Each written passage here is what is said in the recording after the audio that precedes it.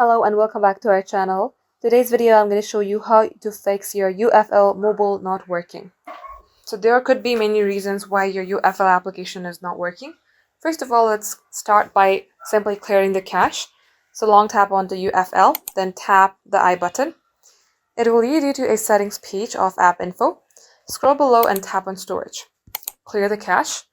Now if you remember your credentials, I would highly recommend you to clear the data as well. Tap on delete. Now as you do that, check your Wi-Fi connection. If your Wi-Fi is slow, this application might not function properly. So go ahead and simply connect your phone or your device to a strong Wi-Fi connection. So if you're also having a technical issue or maybe a regional issue, what you have to do is, I would recommend you a VPN.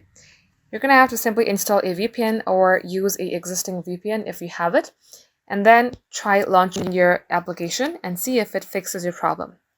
If nothing works, simply uninstall the application and reinstall again from your Play Store. So guys, these are the fixes that you could try. Thank you for watching.